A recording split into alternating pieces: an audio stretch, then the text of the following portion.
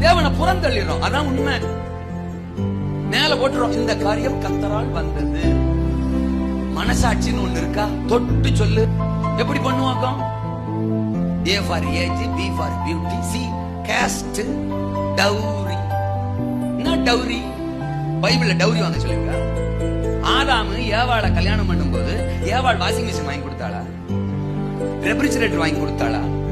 இல்ல Splendor plus வாங்கி கொடுத்தா இவங்க ரெண்டு பேரும் ஏறி குந்திக்கின்னு அப்படியே ஏதோ என்ன சுத்தி வந்தாங்க எழுதியிருக்கா? சரி, ஆதாம் காலத்துல தான் இல்ல உடு. ஈசாக்கு ரெபேக்காளை கல்யாணம் பண்ணும்போது ரெபேக்காள் அத்தனையும் கொண்டு வந்து எங்க கொடுத்தாளா?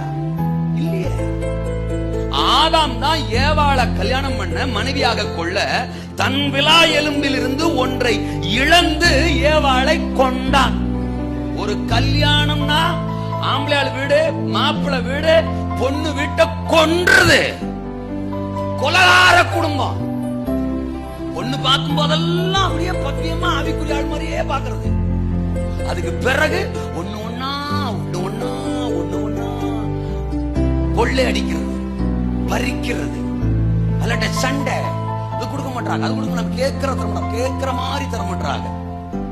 இந்த வண்டி, அந்த வண்டி, இந்த கார், அந்த கார், இவ்வளவு போகணும், அவ்வளவு போகணும், இவ்வளவு நகை, அவ்வளவு நகை. இந்த பைபிள்ல இருக்கு.